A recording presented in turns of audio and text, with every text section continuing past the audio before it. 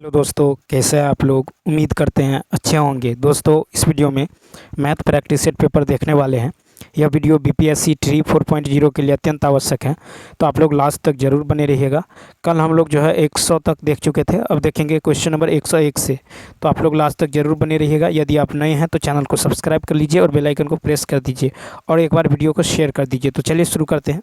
कहता है, अनिल ने 5,000 की राशि को 10 वर्षों के लिए साधारण ब्याज पर इस प्रकार उधार दिया कि ब्याज की दर पहले 2 वर्ष के लिए 6% और अगले 2 वर्ष के लिए 8% और 4 वर्ष के बाद 10% हो। 10 वर्ष के अंत में वह कितना ब्याज अर्जित करेगा। तो देखिए, यहाँ पे समय लेंगे। ठीक है, देखिए इधर समय ले लेते हैं। ठीक है, समय समय और इधर ले लेते हैं दर। ठीक है, इधर निकलेगा ब्याज। ठीक है, क्या निकलेगा, अगर समय और दर को जो गुना कर दूं तो क्या निकलेगा, ब्याज निकलेगा। ठीक है, तो देखिए 2 वर्ष के लिए कितना है, तो 2 वर्ष के लिए 6%। देखिए पहले 2 वर्ष के लिए कितना है, तो 6%, तो 6 दूनी 12% ब्याज होगा। उसके बाद देखिए अगले 2 वर्ष के लिए है 8%, तो 2 गुने 8% यानी 16%।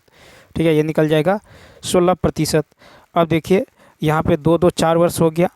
उसके बाद है कि और 4 वर्ष के बाद यानी 10 वर्ष है, 4 वर्ष हो गया तो बचा कितना, 6 वर्ष, तो 6 गुने 8 10% है, तो 6 गुने 10% यानी कितना होगा, तो 60%। कितना होगा, 60% होगा। ठीक, तो यहाँ पे कुल ब्याज प्रतिशत कितना निकला, तो देखिए 12 प्लस 16 प्लस 60, ये टोटल कितना हो जाएगा, तो ये हो जाएगा आपको 88%।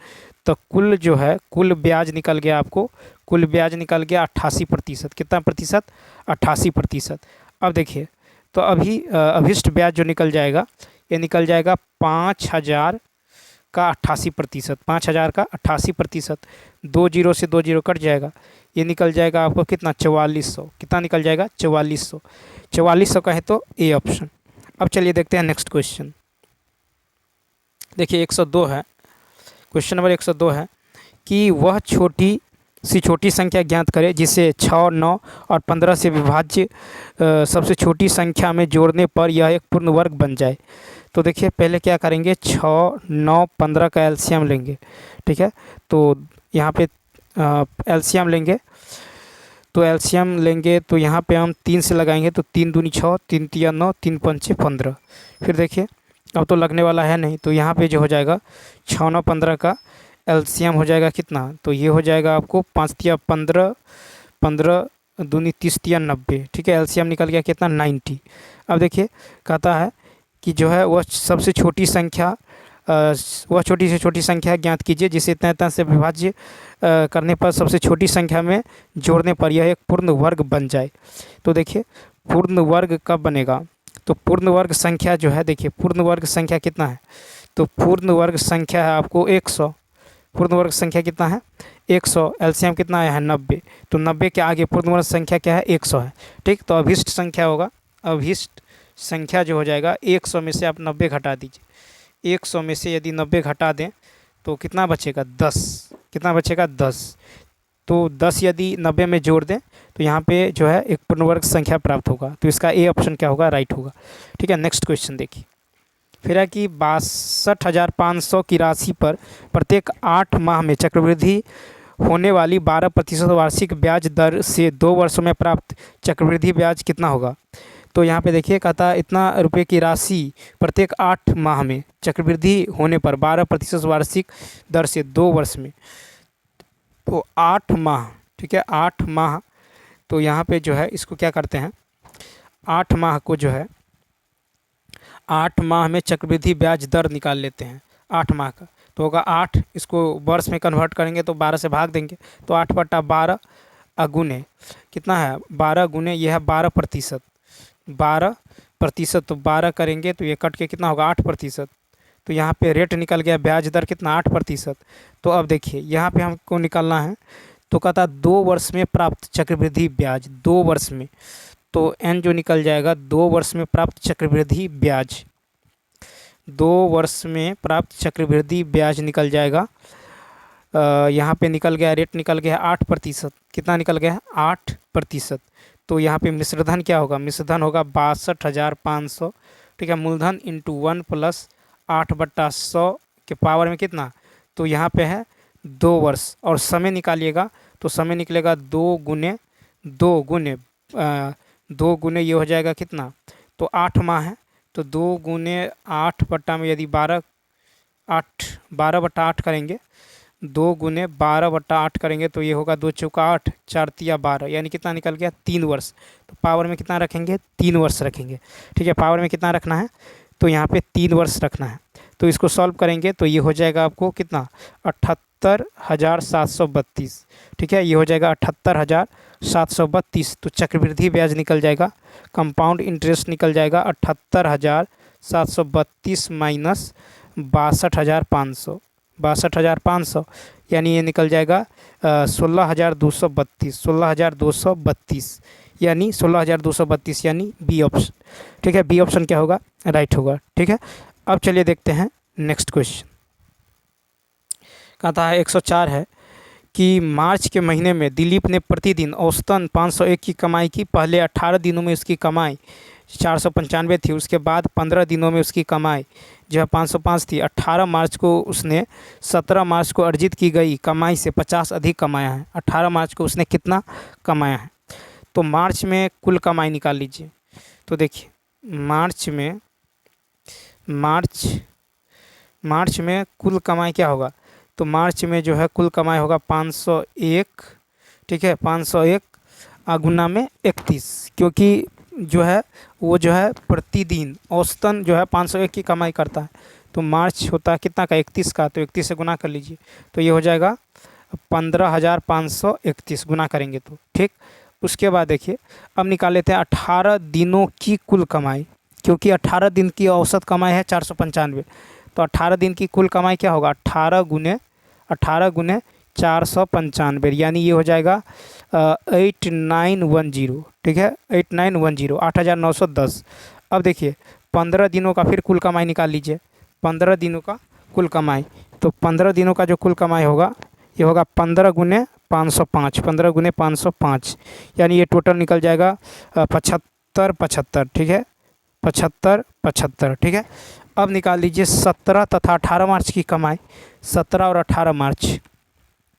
तो 17 और 18 मार्च की कमाई जो निकलेगा ये निकल जाएगा आपको 17 और 18 मार्च की कमाई निकलेगा ये 8,910 प्लस 7,575, इन दोनों को जोड़ लेंगे। ठीक है, 8,910 और 7,575, इसमें से घटा देना है आपको 15,531, ये वाला 15,531 घटा देंगे। ठीक है, 15,531, ये निकल जाएगा कितना, 954। कितना निकलेगा, तो 954 निकल जाएगा। ठीक है, 954 निकल जाएगा। तो 954 क्या होगा, इसका राइट आंसर होगा, यानी इसका ई ऑप्शन। ठीक है, उसके बाद देखिए सॉरी, इसका जो है 17 और 18 मार्च की कमाई, तो उसने कहा है कि केवल 18 मार्च को उसने कितना कमाया है। ठीक है, उसने 18 मार्च को पूछ रहा है। ठीक, तो यहाँ पे देखिए, तो यहाँ पे 17 मार्च की कमाई को मान लीजिए x। ठीक है, 17 मार्च को मान लेते हैं x, तो 18 मार्च की कमाई, 18 मार्च की जो कमाई होगा ये होगा x प्लस 50। क्या होगा, x प्लस 50, क्योंकि 17 मार्च की अर्जित की गई कमाई 50 अधिक कमाया है, तो x प्लस 50 होगा। ठीक है, अब देखिए x प्लस 50, ये 17 और 18 मार्च को कितना कमाए थे, 954। ठीक है, तो यहाँ से x का मान निकालेंगे, कितना आएगा, 452। ठीक है, x का मान निकल जाएगा 452।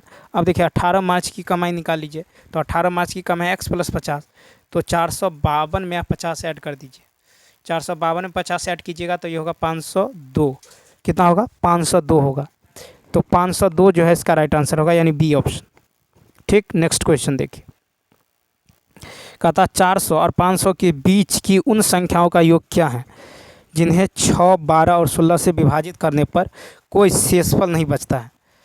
तो देखिए कहता इतना इतना के बीच उन संख्याओं का योग क्या है, तो क्या करेंगे, 6, 12, 18 का एलसीएम लेंगे, 6, 12, 16 का एलसीएम लेंगे, एलसीएम आ जाएगा 48, एलसीएम आएगा 48। अब 400 और 500 के बीच का संख्या देखिए, 400 और 500 के बीच का जो संख्या निकलेगा ये निकल जाएगा आपको 48। ठीक है, 400 और 500 के बीच का संख्या कितना निकलेगा, तो ये निकल जाएगा 448 गुने 9 और कॉमा 48 गुने 10। ठीक है, 48 गुने 9 और 48 गुने 10, तो 48 गुने 9 होगा 432 और 48 गुने 10 होगा 480। इन दोनों के बीच 400 और 500 के बीच, तो 432 और 480।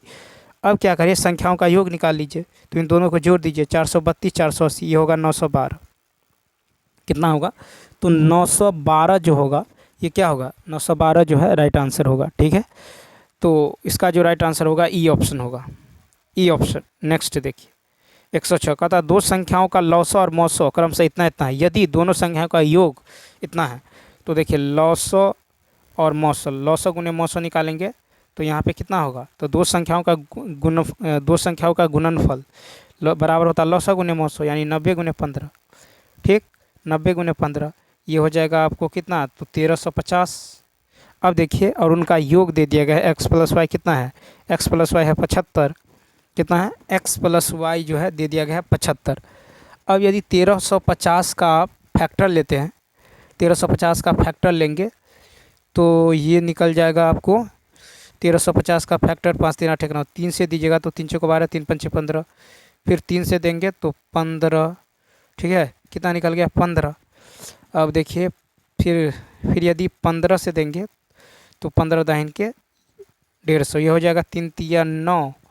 ठीक है, 9 और ये है इस 5 10 को लिख सकते हैं 5 गुने 10, तो 3 तिया 9 9 पचे 45, 9 पचे 45 और 15 दूनी 30, 45 और 30 यदि ले ले और इन दोनों को जोड़िएगा तो 75 आ जाएगा, और गुना करेंगे तो 1350 आ जाएगा। इसका मतलब x को मान लेते हैं, तो यहाँ पे x ले लेते हैं 30 और y ले लेते हैं 45। ठीक है, x 30 और y 45, तो यहाँ पे हो जाएगा, तो x तो बड़ी संख्या का रहा, तो बड़ी संख्या कितना है 45, तो यहाँ पे होगा बी ऑप्शन। नेक्स्ट क्वेश्चन देखिए, कहता है गेहूं की कीमत में 15% की कमी एक गृहिणी को 2720 में 6 केजी अधिक गेहूं खरीदने में सक्षम बनाती हैं। तो 15% का मतलब क्या हुआ, 15% का मतलब हो गया आपको 15 बट्टा में 100, यानी ये हो जाएगा 3 पंचे 15 20 पंचे 100। ठीक है, 3 पंचे 15 20 पंचे 100। अब यहाँ पे कमी कर रहा है, यानी तो क्या होगा 20 से 17 हो जाएगा। ठीक है, तो गेहूं की कीमत में प्राइस का जो है ये रेशियो हो गया, तो क्वांटिटी का रेशियो क्या होगा 17:20 होगा। क्वांटिटी का जो रेशियो होगा ये 17:20 होगा। अब कह रहा है कि 6 केजी अधिक गेहूं मिल रहा है, कितना 6 केजी अधिक गेहूं। यहाँ पे कितना अधिक मिला है, तो 17 से 3, यानी यहाँ पे अंतर है 3 का, 3 6 के बराबर है, 3 6 के बराबर है, तो 1 किसके बराबर होगा 2 के बराबर होगा, तो 1 जो है किसके बराबर होगा 2 के बराबर होगा। तो कहता है गेहूं की प्रति किग्रा घटी हुई कीमत कितनी है, तो घटी हुई कीमत यह आपको निकालना है। ठीक है, घटी हुई कीमत जो है क्या है, तो यहाँ पे यदि देखें घटी हुई कीमत यदि आप निकालेंगे तो देखिए यहाँ पे जो है कितना है 2700 यहाँ पे है 2720। ठीक है, 2720, तो घटी हुई कीमत यदि निकालना है तो क्या करेंगे, तो यहाँ पे देखिए ये निकल गया कितना 2 पार्ट। ठीक है, कितना निकल गया है 2 पार्ट निकल गया है, तो 20 दूनी कितना होगा 40, यहाँ पे निकालेंगे तो 17, तो 20 का कितना होगा घटी हुई, तो 20 दूनी कितना होगा, अगर 20 दूनी होगा 40। ठीक है, 20 दूनी 40, 2720 में 2720 में यदि आप 40 से भाग दें, 2720 में 40 से भाग देंगे, 1 जीरो से 1 जीरो कट जाएगा, तो कितना होगा 4 छक 24, 4 7 28 ज़्यादा होगा, 4 छक 4 8 32, यानी कितना निकल गया तो 68। तो इसका जो मूल्य निकल जाएगा कितना निकल जाएगा 68 निकल जाएगा। ठीक है, 68 घटी हुई मूल्य कह रहा है, तो यहाँ 20 का मान, तो 20 गुने 2, यानी 1 यूनिट का मान 2 है, तो 20 यूनिट का मान कितना होगा 40, तो 2720 में 40 से भाग दे देंगे तो आपको निकल जाएगा मूल्य, यानी 68, सी ऑप्शन। नेक्स्ट देखिए, दो संख्याओं का महत्तम समावर्तक 12 है। ठीक है, दो संख्याओं का महत्तम समावर्तक कितना है 12 है। और देखिए इसका जो है एक और तरीका है, इसको यदि सॉल्व कीजिएगा तो एक और तरीका है, तो ये तरीका थोड़ा लंबा हो जाता है। जैसे देखिए माना कि पुराना मूल्य यदि ओल्ड मूल्य यदि x मानिएगा, तो नया मूल्य क्या होगा, नया मूल्य हो जाएगा 15% की कमी कर रहा है यानी 0.85x हो जाएगा। ठीक, तो अकॉर्डिंग टू क्वेश्चन चलिए, तो अकॉर्डिंग टू क्वेश्चन यदि चलिएगा तो 2720 है ना, यहाँ पे मूल्य कितना है 2720, तो 2720 बट्टा में यहाँ पे होगा 0.85x और ये फिर 2720 बट्टा में x। इनका जो है करा 6 के अधिक गेहूँ मिलता है, इनका अंतर कितना दे दिया गया, 6 दे दिया गया। ठीक है, अंतर जो है कितना दे दिया गया, 6 kg दे दिया गया है। ठीक है, तो यहाँ पे क्वांटिटी कैसे निकालेंगे, मूल्य को, ठीक है, मूल्य को यदि मात्रा से भाग देंगे क्वांटिटी निकलेगा। ठीक है, तो यहाँ पे निकल गया कितना 6। अब इसको सॉल्व करेंगे तो यहाँ से x का मान निकल जाएगा, आपको x का मान जो है निकलेगा, यहाँ से सॉल्व करने पर जो है x का मान निकल जाएगा 2720। ठीक है, 2720 गुना में 15 बट्टा में 6 गुने में 85। ठीक है, 6 गुने 85, 2720 गुना 15 बट्टा में 6 गुने 85।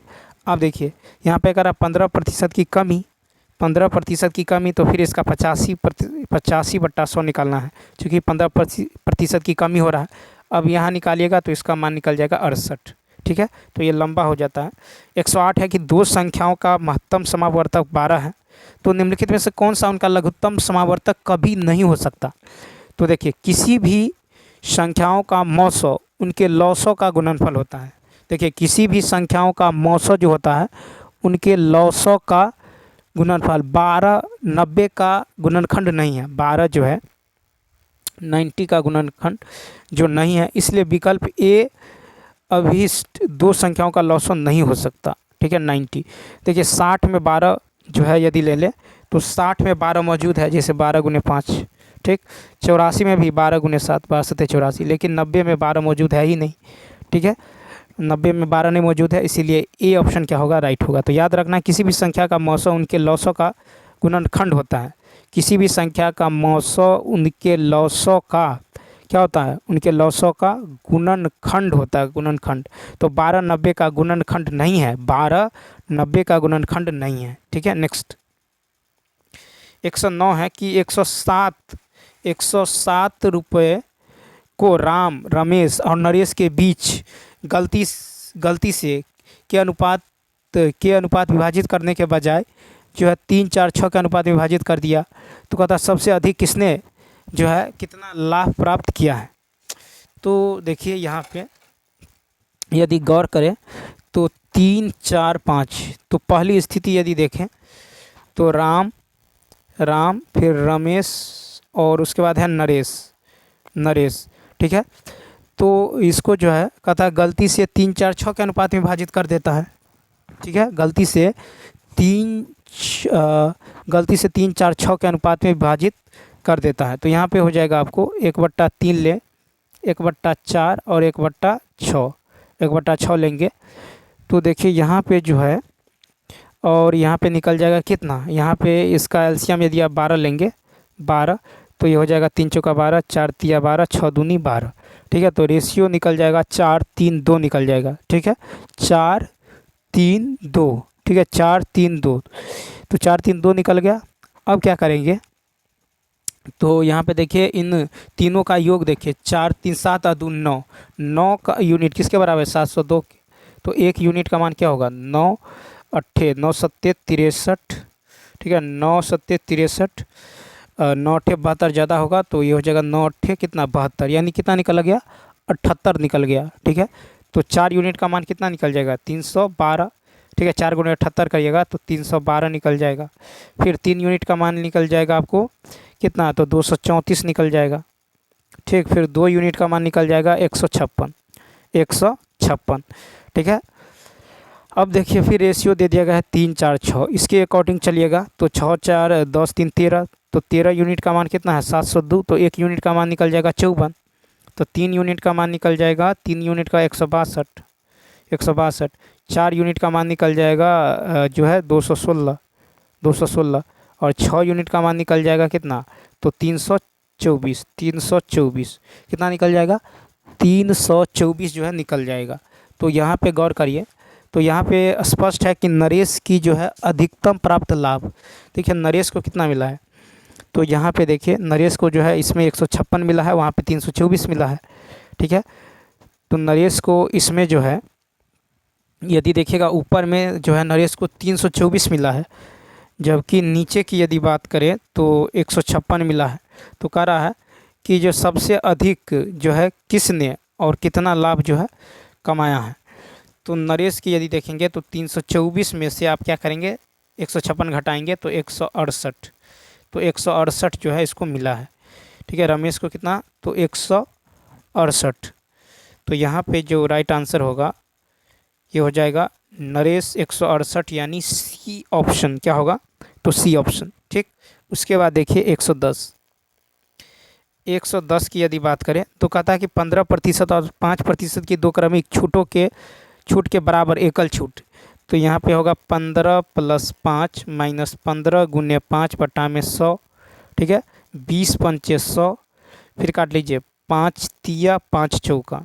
ठीक, तो ये होगा 20 माइनस में 3/4, 20 - 3/4। ठीक है, या नहीं तो इसको 20 15 5 कितना होगा 20% माइनस, इसको ऐसे ही रहने दें, 15 25 कितना होगा 75, 0.75% घटाएंगे तो आएगा 19.25%, 19.25%, ए ऑप्शन। तो ये ऑप्शन क्या होगा, राइट होगा। तो चलिए दोस्तों, इस वीडियो में इतना ही। यदि यह वीडियो अच्छा लगा हो तो लाइक शेयर और सब्सक्राइब करना ना भूलें। इसके अलावा यदि आप कोई प्रैक्टिस सेट पेपर देखना चाहते हैं तो आप जो है प्लेलिस्ट के जरिए देख सकते हैं। तो चलिए आप कमेंट करके बताइए वीडियो आपको कैसा लगा। तो चलिए मिलते हैं नेक्स्ट वीडियो में। Thanks for watching.